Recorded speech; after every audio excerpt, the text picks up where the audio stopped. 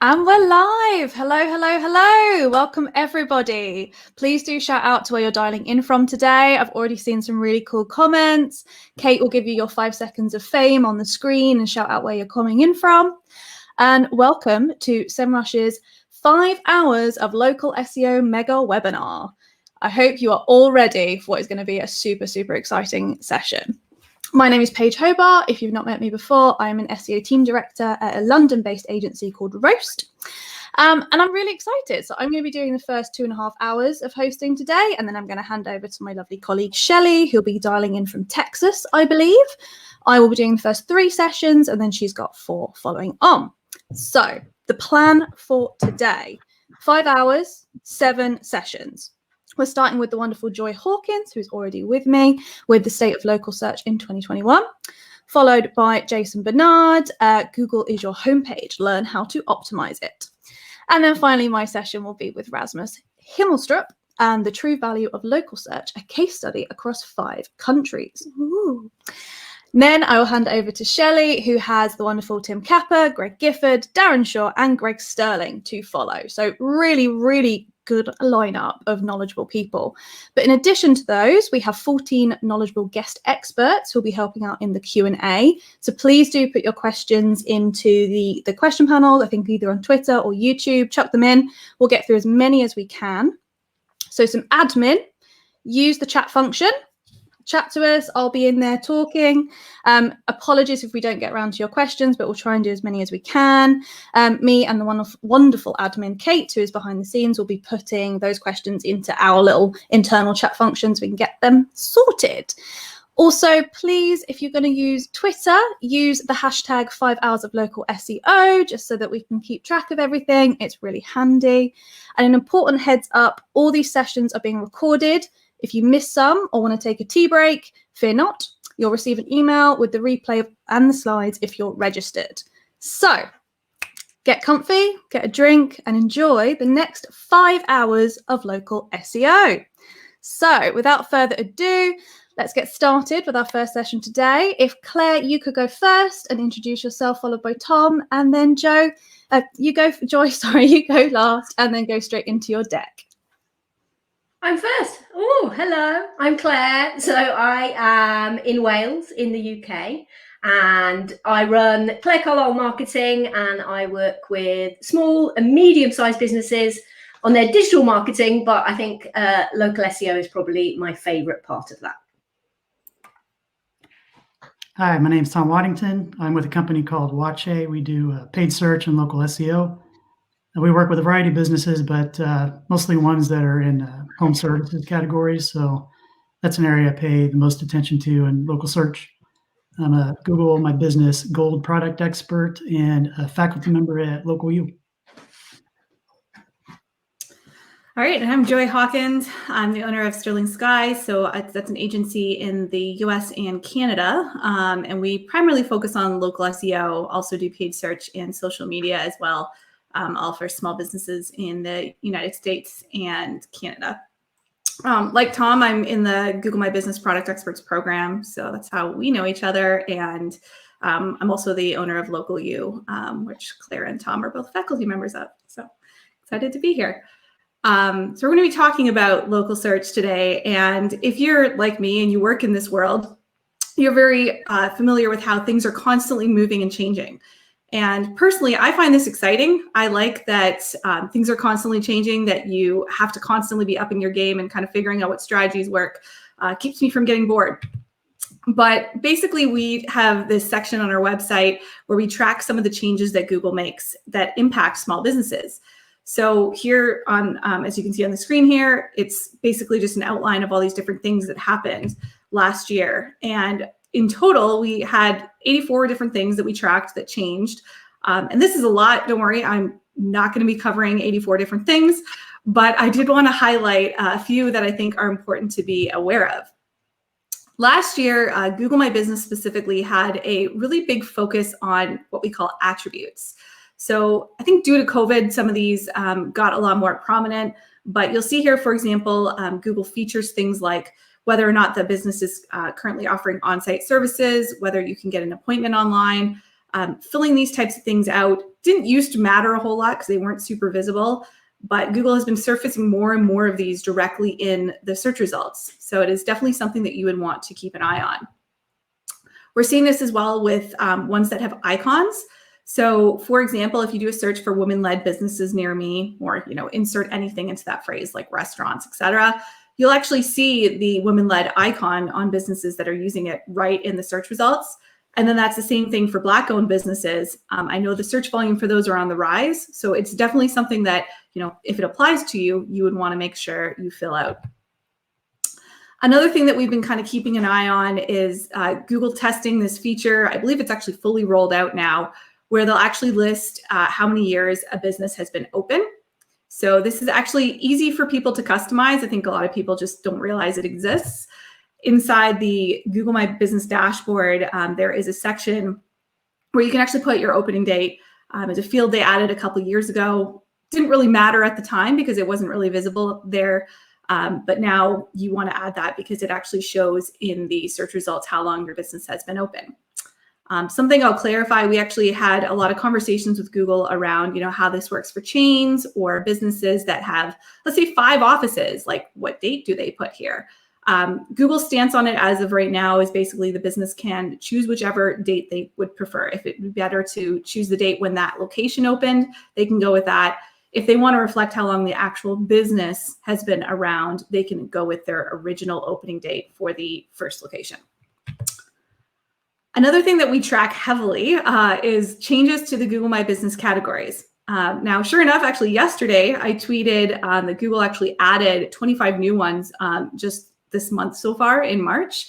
So it's kind of crazy to see how much they are expanding these. And it can be really vital, depending on your industry, to keep track of these. We're seeing kind of the biggest movement in healthcare, restaurants, and last year in the automotive space, Google was just adding tons of categories for specific types of cars, for example, that didn't have categories before. And it's something that, like, if you are a business that maybe has multiple types of categories that would apply to you, you definitely want to pay attention to the changes that come out. So in February, there was 43 added. This month so far, 25. And why this matters is inside the Google My Business dashboard, one of the things that you can do to help influence where your business shows up on Google is fill in these categories. So you get up to 10, and some businesses, like dentist is a good example, there are over a dozen categories that would technically apply to a dentist. So it's really important to pick and choose which ones actually correspond to the keywords you want to rank for. And it's not always as clear cut as you would think. So it's kind of important to watch that. There was a survey done last year called the Local Search Ranking Factor Study. And it basically found that the #1 ranking factor was the primary category that you use on your listing. So it's very important to make sure you have that selected. I know one of the tips that we give a lot to people that have seasonal businesses is to actually switch out the primary category you use. So for example, if you were an HVAC company, using a heating related category in the wintertime and then switching that to air conditioning in the summer can make a massive difference on your ranking. Now, we do track these, like I mentioned here, on our website, but to give you an example of why this would matter, let's say, for example, you are a shawarma restaurant. Last month in February, Google actually added a category for that. So before they added a category, you'd probably be using something like Mediterranean restaurant or something more generic. But switching to the new category would actually have an increase or cause your listing to rank better for shawarma queries, especially if you're one of the first businesses to do it and your competitors maybe aren't paying attention to this kind of stuff. So we've actually witnessed this with clients of ours, seen the kind of difference it makes, and it's a really easy, quick win. Now, I know I'm talking a lot about Google My Business, so I do feel the need to clarify something. Google My Business is an awesome tool that every business owner should definitely be utilizing, but there are only 4 fields that we have found inside Google My Business that actually influence where a business ranks. So I'm not going to detail these all like individually. I actually have a video where I do that I linked to at the bottom here that I did for Moz, and that video kind of details out how we came to these conclusions. But a lot of the things that you fill out inside Google My Business are important to have, but they're not actually things that dictate where your business ranks on Google. So it's kind of important here to kind of take a step back and make sure that you have different goals for these two things. Goal number one, obviously, is to rank higher on Google. Like, you need to be visible for people to actually find you. But you should also have a second goal to convert searchers into customers. This is what I would call Google My Business Management. And I think the key here is that people often think these two things are like the same, or they get them confused. One, is something you do to influence rank on Google. That's why we call it SEO. But there's a lot of companies that, for example, offer Google My Business Management services, which is important and helpful, but not technically something that would influence where your business ranks. So I'll give you an example. This is the forum that my company owns, the Local Search Forum, and we get tons of questions from users all the time that look kind of like this. It's a person that's working on behalf of a personal injury lawyer, and they're trying to rank higher. And these are the things that they're doing. They're doing like posting on Google My Business and uploading photos and replying to reviews. And I'm not saying these aren't important. These are all important things that you should be doing. But if your goal is to rank higher, these are definitely not the steps that you would want to take to get there. You'll likely be pretty disappointed. So if you're wondering, okay, well then what does impact ranking? Well, number one would definitely be link building. If you're looking to really up your traffic from Google and get more visitors, this would be like the first place you want to start. There's a guy by the name of Chris Dreyer that I featured here, and he runs a company called Rankings.io, and they released a study last year that looked at essentially ranking factors across one of the most competitive industries that I've worked in, which is personal injury lawyers. And they kind of looked to see what the differentiating factors were for businesses that ranked well. And not surprisingly, links were at the very top. Their study showed that the average personal injury lawyer had links from 40 different websites.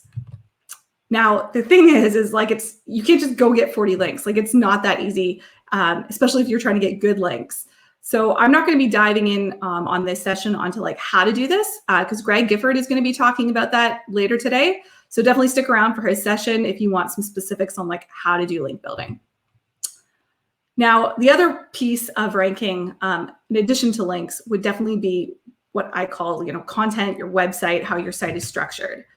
So content and on-site SEO are huge for ranking. Like, it's crazy how often we get small businesses that come to us and they haven't done this piece yet. Like, their site is kind of messy and there's not a whole lot there, and the stuff that is there is really unorganized. So simply, making the best use of that can result in this. It can result in this like constant upwards traffic that we kind of see here. And the cool thing about it is, unlike link building, this type of stuff, usually you can see changes fairly quickly. So it doesn't take like 6 months to see the results of your efforts, which is great.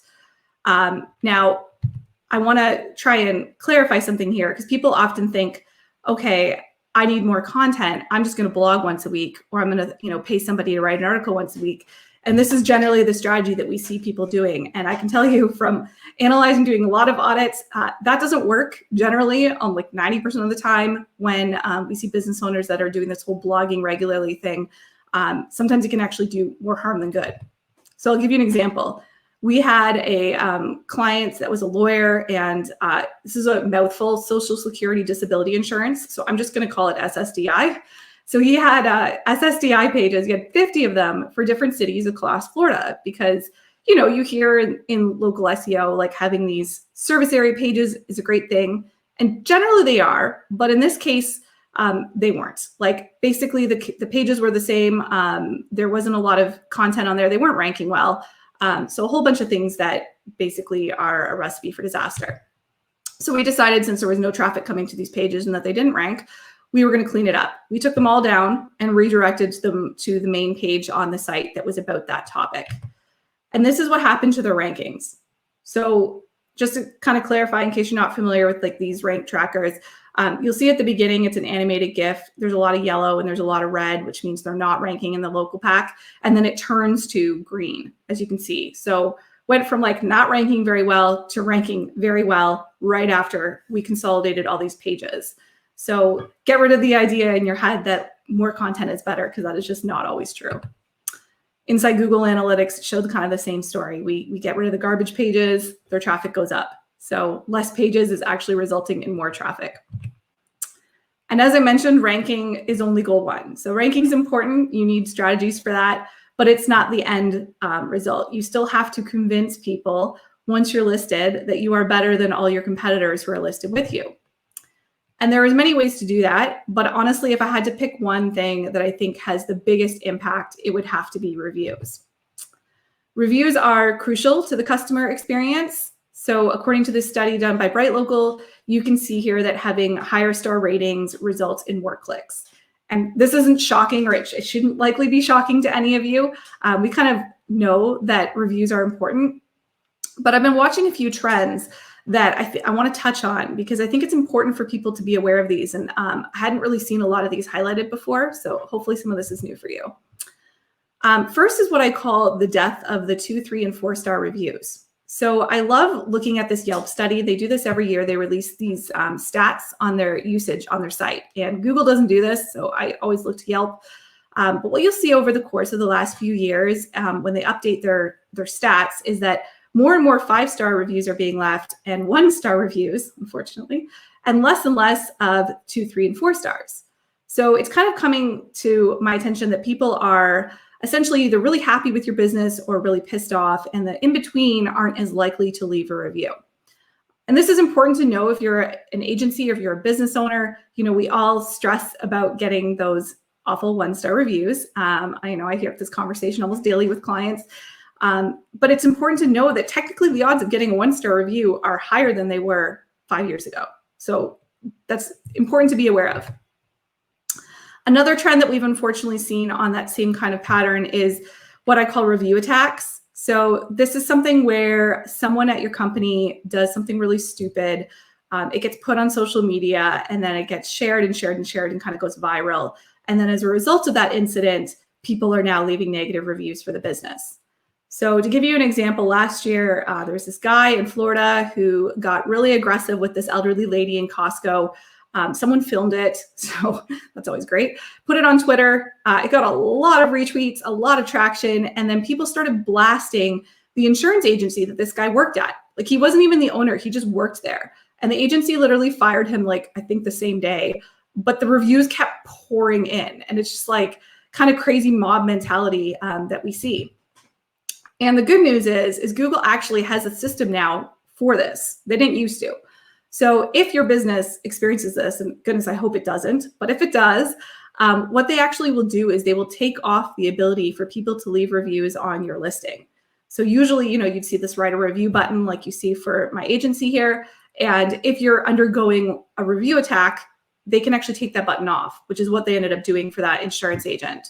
So at least you can sleep at night knowing that you don't have to wake up to having, 12 more reviews on your listing. The only downside, of course, is when the button's not there, you can't get positive reviews either. But still better than not having a solution. Another trend that we saw with reviews last year was in relation to the pandemic.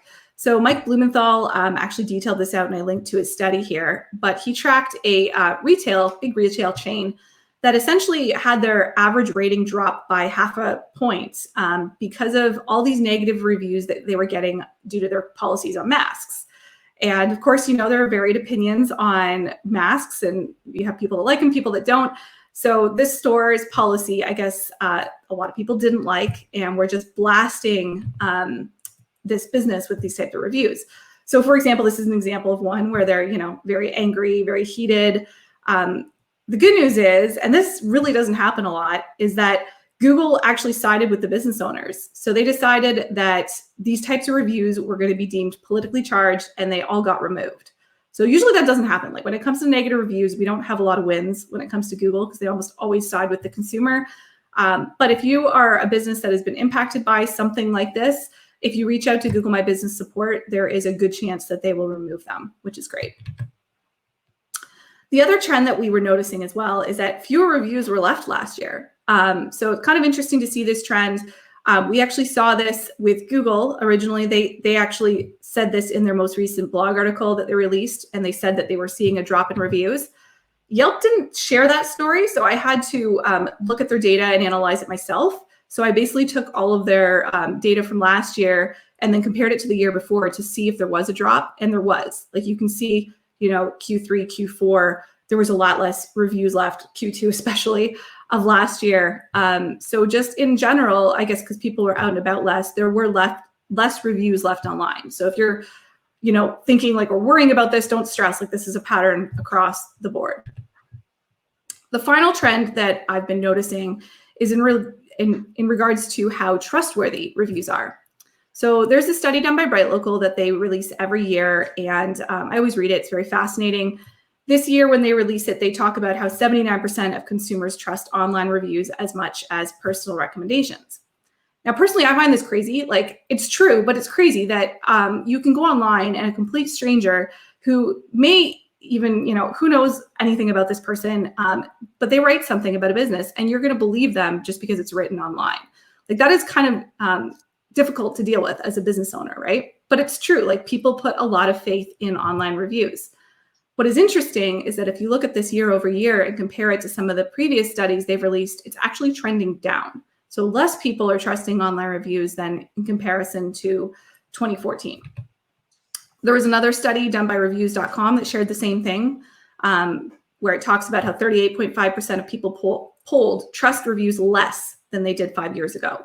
So this is kind of an important trend to keep in mind. Not to say that reviews aren't important, but just the real problem here is that fake reviews are becoming such an issue.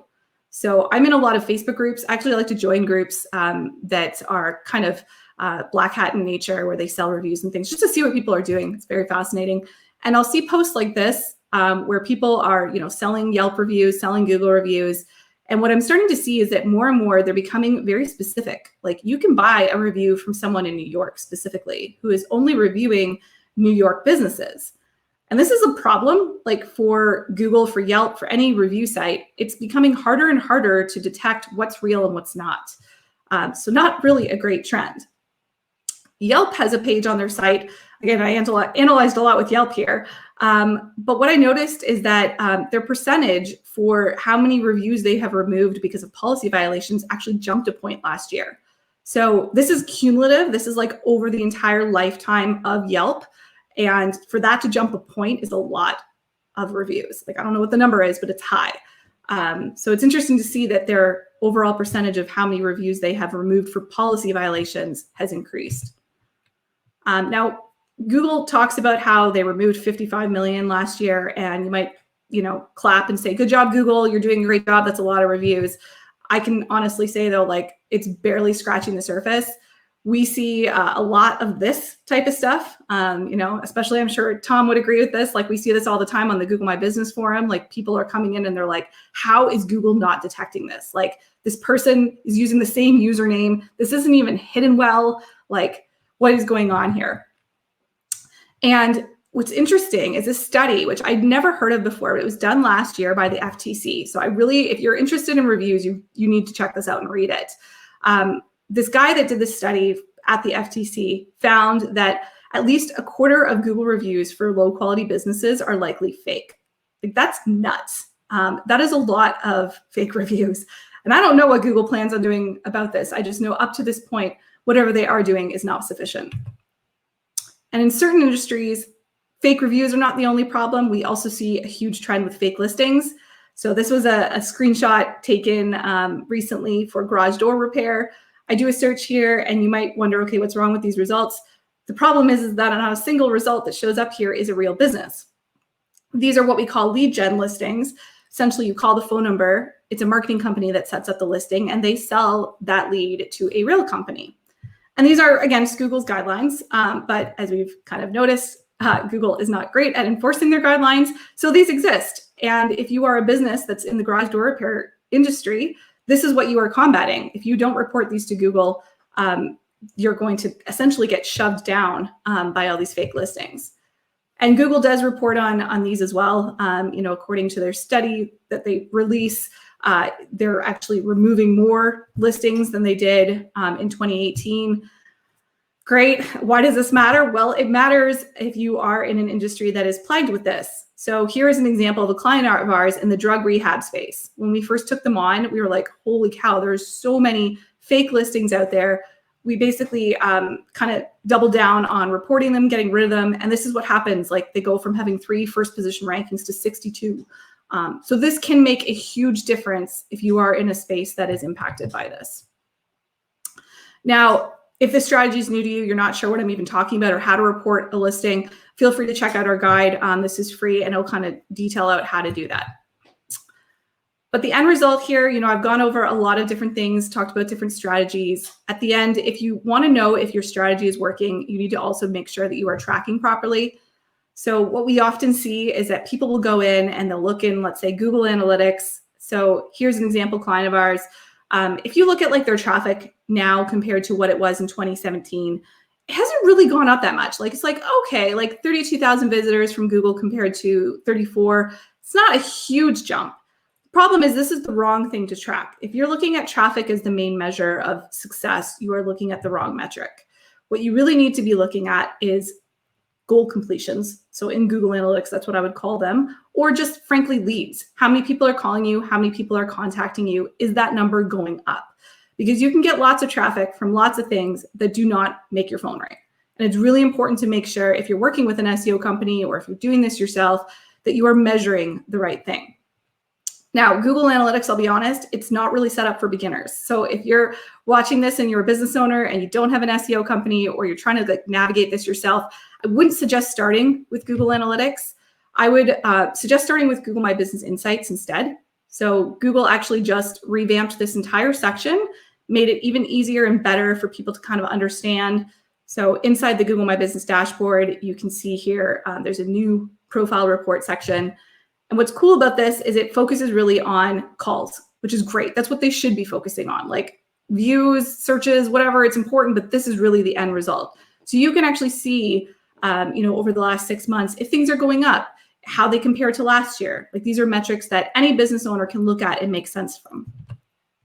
The only negative here would be that Google My Business is technically only tracking the results from your GMB listing. So not the organic, not any traffic that you're getting from local services ads or Google ads or anything like that. So it's not a catch-all, but it is great if you are starting with a limited budget.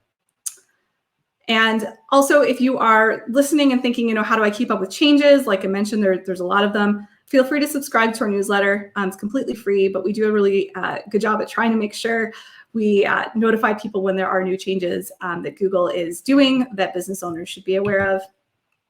If email is not your thing, here are just a few other ways that you can get in touch with me and reach out if you have questions that we don't have time to answer in this chat.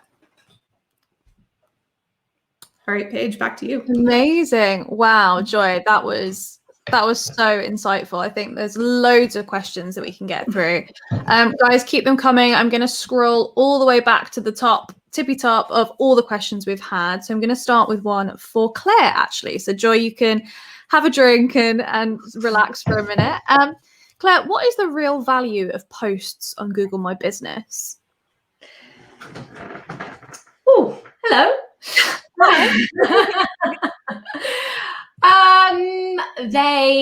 Lots of people talk about posts, are they worthwhile? Is it worth me spending my time? And it's like Joy says, Google posts are going to potentially be important for conversion once people see your listing.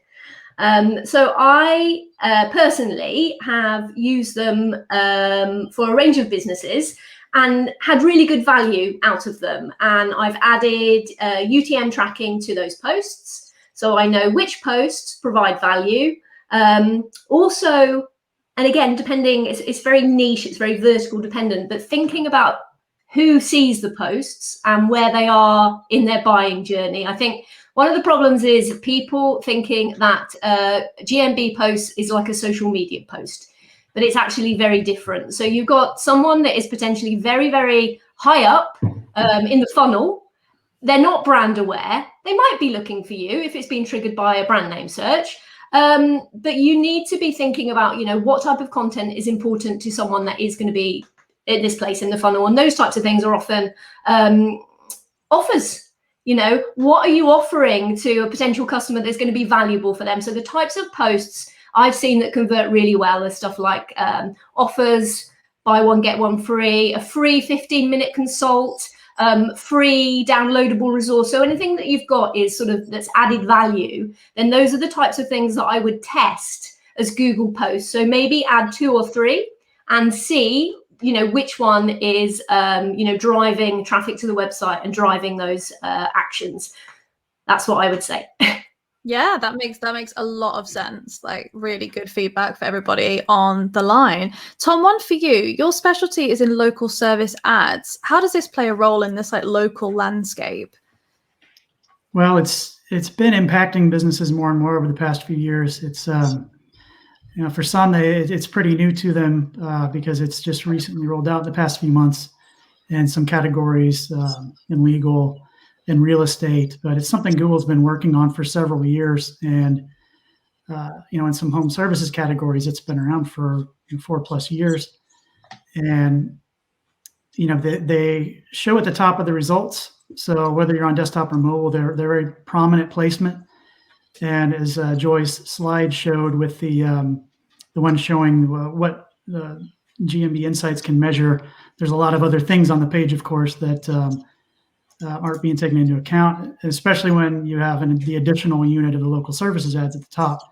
So I've been, when I first started following it, there wasn't a lot of information out there about it. So I knew it was going to impact a lot of our clients, and I figured it was something that would likely continue to expand. It was kind of slow at first, but Google has been rolling it out a lot more recently into more countries. So it's something I think people need to be mindful of as a business owner and as an agency.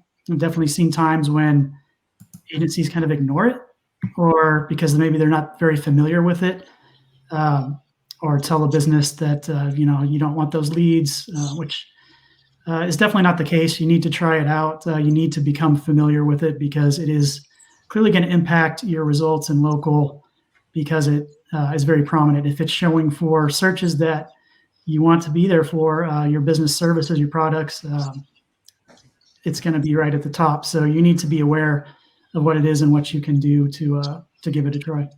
Fab, amazing. So the next question is from Jersey Family Fun. I love the names we get on this chat. That's pretty neat. How do we go about getting that identification as a woman-owned business? I also thought that was super cool. Didn't know that was a thing. So inside the Google My Business dashboard, there's tabs you'll see on the left. You basically want the info tab. The info tab is the one that you need to pay attention to because Google always comes out with new stuff. There's no alert. There's no hey, we have a new attribute that you can add. They don't notify you. So you kind of just have to go in there and hit all the edit fields on all the various things. Sometimes they're called highlights. Sometimes they're called attributes. There's a bunch of different words Google uses, which kind of makes it confusing. But in there, you should see one for women-led that you can check off. And there's one for veteran-led and Black-owned. They're all in the same space. Fab. And do you know if that's international or US only? Some of them are US only. I believe the Black-owned is US only. I think women-led is, I believe, global. Claire's nodding. Yeah, definitely. It's definitely in the UK. Yeah. Oh, brilliant. Thank you, Claire. Awesome. So the next question is from Nigel Farron. Why doesn't Google have a business category for B2B marketplaces? Who wants to take that one? I don't mind. Well, there's a lot of things they don't have categories for, which is why I kind of completely, they update them so often, right? Because they're constantly adding new ones. But if there's a category that you feel like Google needs to have, you can go to the Google My Business form and request it.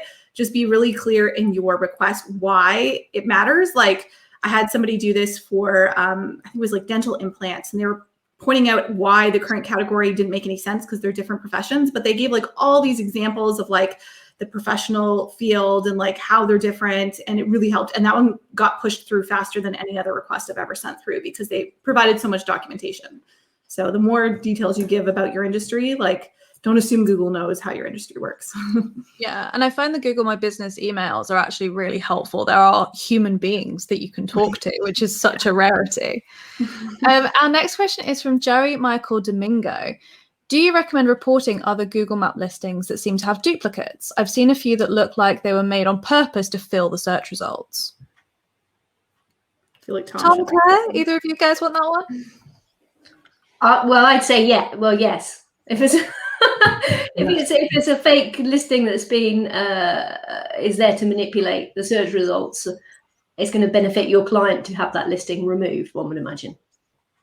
Sometimes there are some ancient sourced listings that, have come from, that might look spammy, but are actually just have been there a long time from some source that Google scraped and created a listing for, that may not have much information. It may be a real company, but maybe it's not their location. And they may not have been responsible for it or anyone else. But you see things like that where, okay, this is not where they are. They're not at this address. Maybe this was an old, it's definitely good to report those things. And if you see ones where, okay, this is not a real business, you definitely want to report that and get it out of the way. Nice. Lovely. Okay, so next question is from Mums LA. Is there a way to schedule posts on our Google My Business page? Claire, I think you've got this one. I like to, the other tools are available. I think you have to say that, don't you? I like to use Postomatic, which is a Google Sheet. It's free, and that's why I like to use it, because it's free stuff's cool if you're a small business. But there are Postomatic, is that right? Postomatic, yeah. So if you just Google that, it will come up, and it's an add-on in Google Sheets. But I am sure that Tom and Joy will have information about maybe third party. But I know that Fan Booster and I think it's Publer are another two services. But Joy and Tom, do you know any paid for services? Yeah, we use DBA platform. It is paid for, but it's fairly inexpensive. Nice. Wonderful. Okay, next question then is from Jay Chavez. Is it Google My Business where you would put a unique physical address of your locations worldwide, i.e. location in Barcelona, Spain versus location in Paris, France? Yes, you would put your physical locations in there, wouldn't you? Cool. And we don't need to go into more detail. Yes, you would do that. Cool. Next question. Andy Gray. When you talked about links, do you mean links to Google My Business or links to your main website? Definitely links to your website. So we actually did a test on this. It's on the Sterling Sky blog about linking to your Google My Business listing. So we did see that it has a slight impact on ranking, but it diminishes over time. So doesn't stick. Linking to your website won't just help you in the local pack. It'll help you organically as well. It always is better to link to your website. Perfect. Wonderful. Then the next one we have is from Joanne Snip. Could you please explain a little bit more about cornerstone content? So I think maybe they're referring to silos, but essentially when we take a client site, the way that we want to have it set up is so that the main navigation menu only lists the pages that are really important. A lot of times we'll see people and you click on the menu and you have a drop down with 50 pages. It's ridiculous. So it's bad for UI. It's bad for people interacting with it, but it's also bad for SEO because you're essentially telling Google everything's important, therefore nothing's important. So usually what we end up doing is sculpting that, making sure that it's only the important pages, and then making sure that you're clear with internal linking, which pages matter and which pages are connected. But a lot of times we will do that example I shared where we look to see if the page is ranking or getting any traffic. And if it's not, we want to get rid of it and redirect it to a page that is. Wonderful. And that was a really powerful case study that you gave, which kind of leads on to Evan Clark's question about how can a company determine if they should delete and redirect these local office pages? Yeah, so the questions you want to ask is it ranking? Is it getting traffic? Those two questions, depending on the answer to those. Sometimes we'll see a page that's sort of ranking, but not really, but it's ranking for a few different queries that are different, but similar to another page.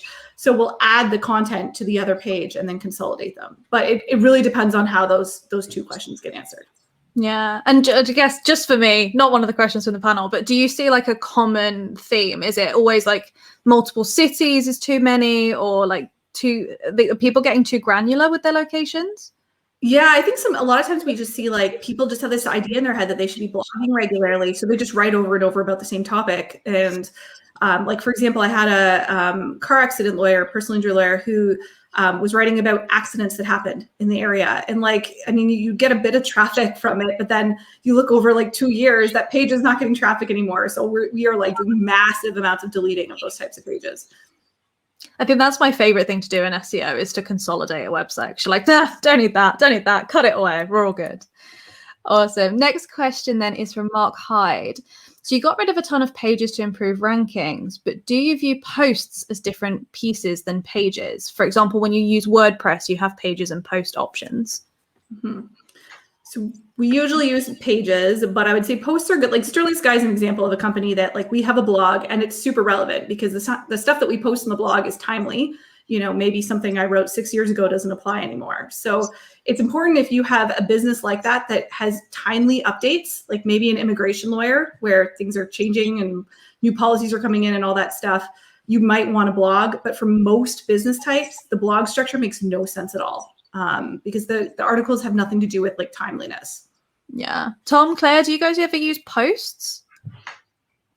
Yeah, I think one of the things is when you're working with a business on their content strategy is understanding what would become a post and what would become a page. So working with them to understand, you know, if you are creating a blog, what is the type of content that would benefit from being time date stamped? So that might be to do with events, newsworthy, you know, little news snippets. So it's like, you know, Joy said, it's understanding the timeliness value of that. And sometimes with a blog, it could be something that's very time date stamped. But then when you update it, you might then choose to link to your newer content if that's a blog post as well. So yeah, it's understanding, you know, is this time date stamped or is this something that needs to be evergreen? Yes, 100%. And I guess the clear thing here is we're not talking about Google My Business posts anymore. We're talking about blog posts because in SEO, we don't have enough words for things. So just everything's the same. Tom, have you got any posts, either Google My Business or blogs experience? Yeah, I think just in general with content, you know, you want to make sure it's, you want content that has some value, that's providing something instead of just having content because you think you need to add content. Because a lot of content that can be added is not very well focused, whether it's a page or a post. So if it's a post, you know, you want to be answering questions that people have relating to your services or products, something that's going to provide value to someone that's searching for what you have to offer. And for pages, I think it needs that focus too. And like what Joy said on all the city pages, what I see a lot is just kind of a lack of focus of, it's like people, it seems like they're making pages for cities. It's like, you're not trying to rank for the city, right? It's this page doesn't need to be about the history of the city. Like it needs to be relating to what you do. So when evaluating these pages too, like Joy said, you need to look at how it's performing. You need to look at analytics. You need to look to see if it's ranking for anything. You need to look at Search Console. You need to try to find out, is there value there? Because there might be where it's not generating much of traffic or maybe not any, but it could potentially be close there. So there might be some pages where you say, okay, this is not doing a whole lot, but it doesn't have that focus. Let's rework it. Let's see if we can get a focus on it and actually target these things better because it's got a fighting chance maybe. And other pages, you can probably tell that, okay, yeah, there's really nothing here. There's no value here. Let's get rid of it. Yeah, absolutely. Like if there's one thing that anybody takes away from this webinar, make sure you've got a Search Console. It's a hugely powerful tool that can tell you so much. Like go away and just install it now. This is recorded. You can watch it later. Just go and do that now. Our next question is from Christine Ferguson. I know it's possible to have reviews removed if they break TOS. In your experience, is Google helpful with removing reviews from review attacks? Tom, you have to take this one. Yeah, it depends on the situation. Unfortunately, you know, if you're getting a few random 1-star ratings, Google's not going to be much help there unless there's a very clear pattern profile with the user, and a lot of times there isn't. Now, in some of the examples like Joy showed, where it's a major newsworthy issue, and there's a lot of people clearly just writing writing reviews because they're upset about something the company did or some employee did in the news, then they're going to be responsive to those situations. But unfortunately, for a typical business owner in a situation where they feel like someone just randomly left me 1-star review, they either said nothing or, you know, they just said a couple words. I can't identify who they are. So you feel like, this isn't fair. Someone just came and left me a review for no reason. No idea who they are. And most of the time, Google's not going to be able to help you with that, because they're just not going to be able to. They're not going to send some team in to try to investigate. Okay, did these guys actually? Did this person actually use your business or not? So unfortunately, you're kind of on the short end of the stick there as the business owner. Yeah, and I think you've got to assume that your customers are going to look at that 1 star with no comment and just take it with a pinch of salt, right? Yeah, totally. And, and how you respond to reviews is important too. So people are going to look at when that happens, because they're going to see a 1-star review, and they will be interested to see how you respond to it, if you did respond to it and what you said. So you do need to be mindful of that. Fab. Okay, cool. Next question is from Paul Isaacson. What is a must-have in Google My Business for a business in the service industry, brackets computer repair? MapPack is being hindered by our business because we offer on-site services and drop-off service.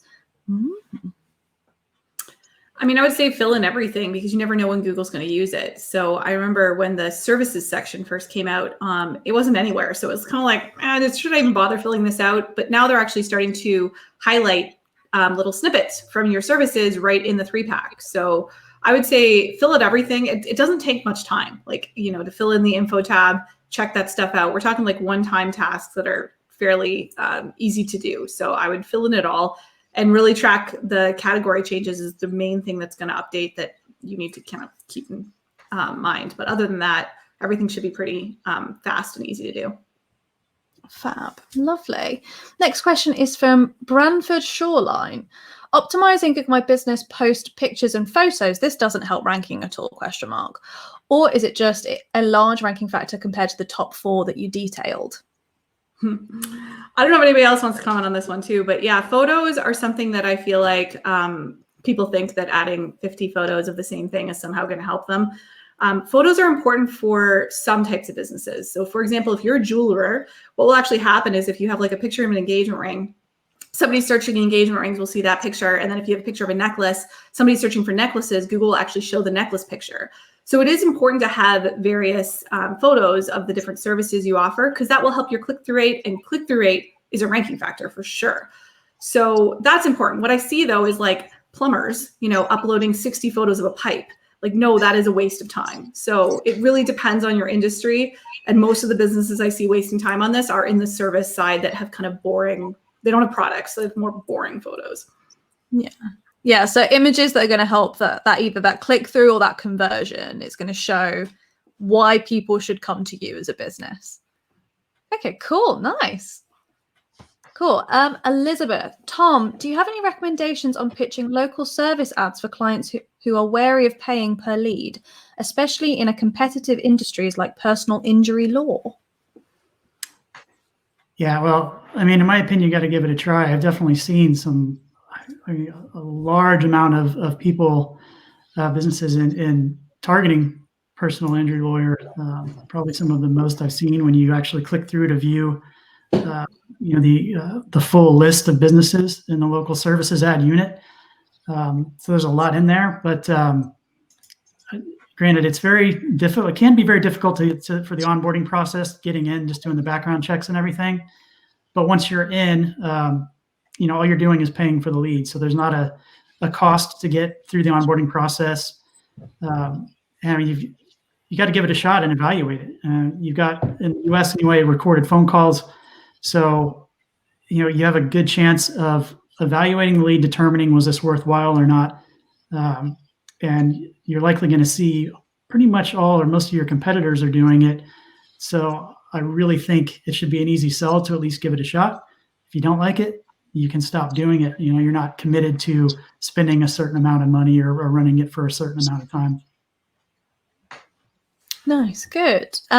We've got one from Kate, the admin, in here. We're not sure if we're going to be able to answer this from West Mitsubishi.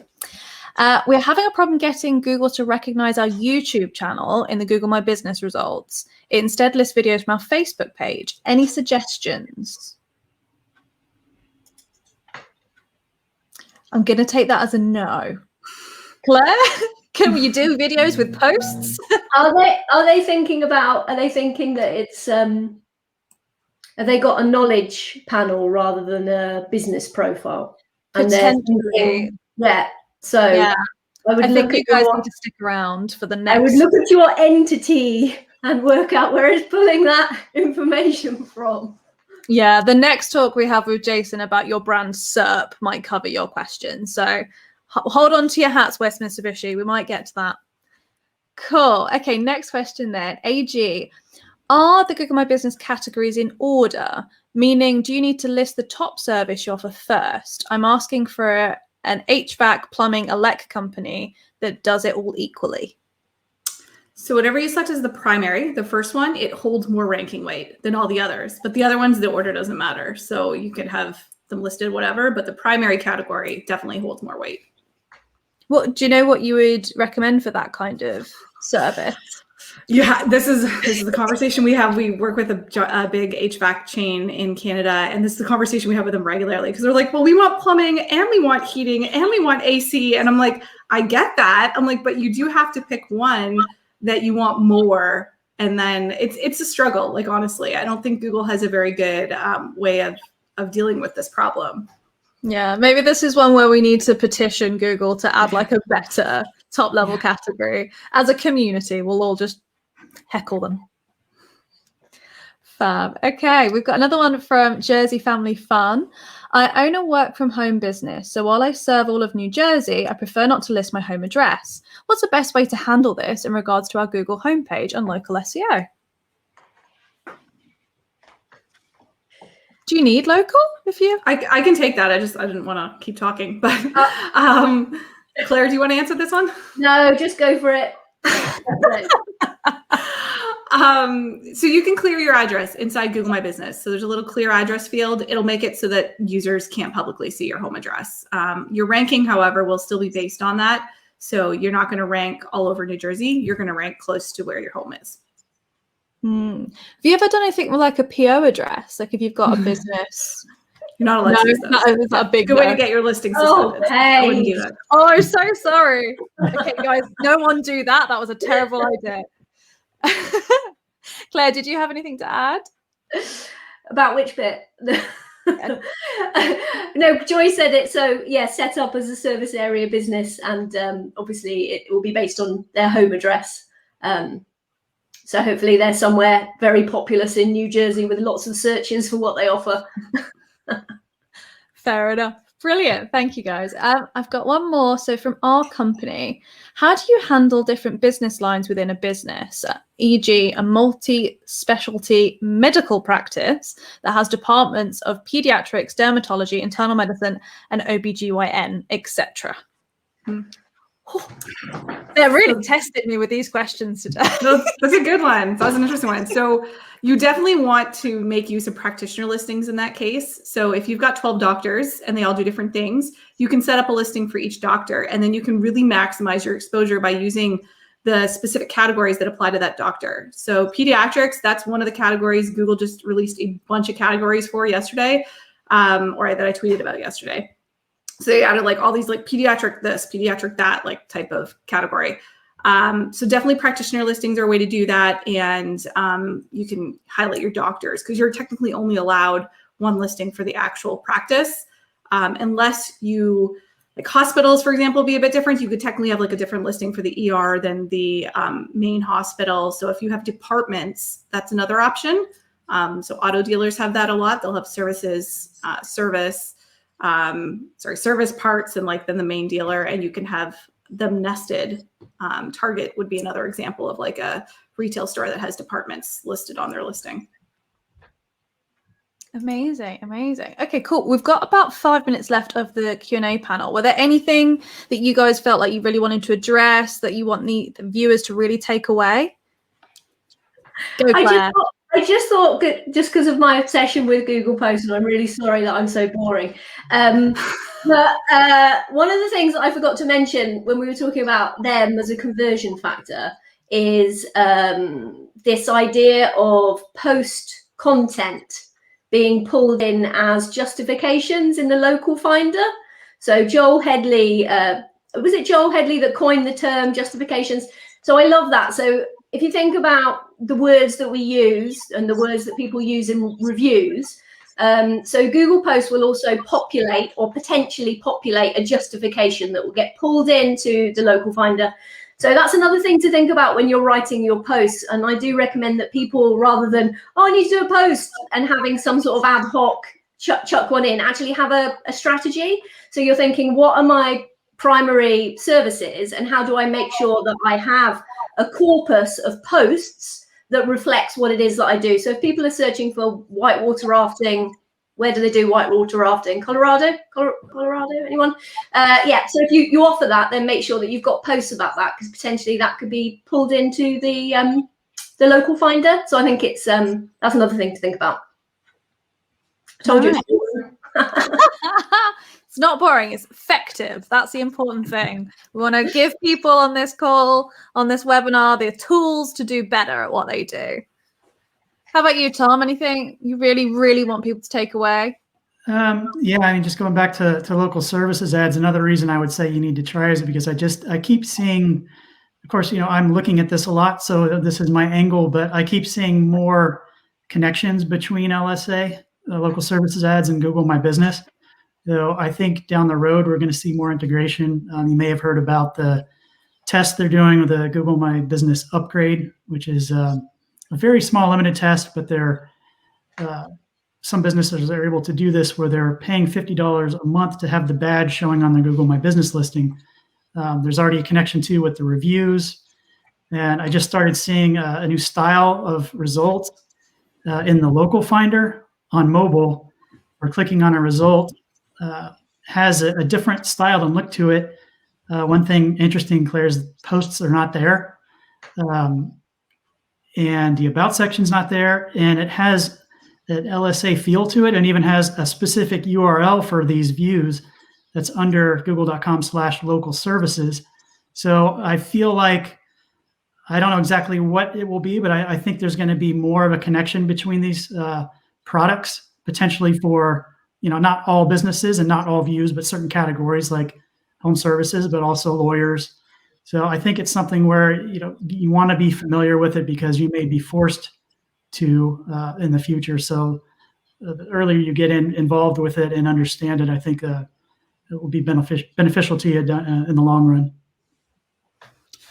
Fab. I think we've got time for a couple more questions. Guys in the chats, if you can tag my name or use a Q, it just helps me find them easier. Make my life easier. So we've got one from Gavin's Piano and Violin.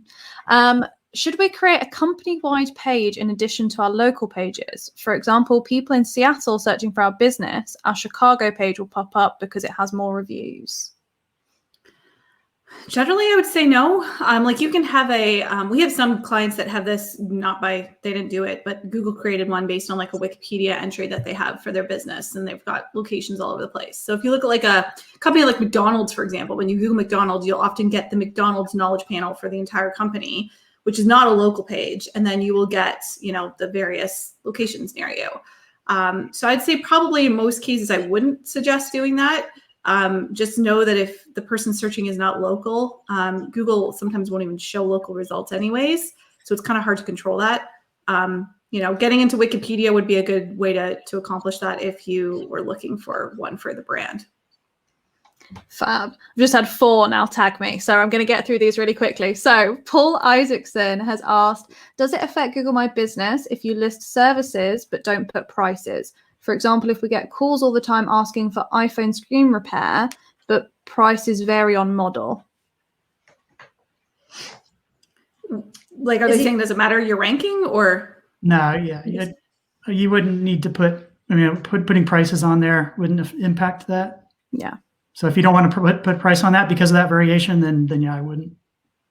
Good. And I think I've got time for one more just to squeeze in. Let's go with Marion Trent. What if you own several businesses with the same address? Is there a workaround? PO boxes obviously are out of the question. Yes, they are. Yeah. If it's a home-based business, no, you're probably not going to be able to get them all verified. Usually the first one will go live, the second one will get flagged, and Google's very reluctant to publish multiple listings using the same home address. If you have a business partner, you could use their home address. That's one angle. But other than that, renting a small office space would be my next recommendation. Wonderful. Thank you, guys. Where can all the people find you after this panel? On Twitter? I'm Claire Carlile on Twitter. Perfect. Tom? Yep. Tom Waddington 8 on Twitter. Oh, 8. Nice. And Joy, I think yours was in earlier, but what was it again? On Twitter, it's Joy-Ann Hawkins. Perfect. So apologies if we didn't get around to your questions. You can now just bother these guys on Twitter. But yeah, so that wraps up our first session of the local mega webinar. I'm so happy to have done that with you guys. Please, everybody do stick around. We have loads more webinars to come. They're super exciting. This session is recorded and all the sessions are recorded. So stick around or watch it later at your leisure. But yeah, thank you guys for joining us. I think we should have some new people joining us in a moment. Here we go. Thanks. Hello, hello. Hello, goodbye, as the Beatles said. Hello, goodbye.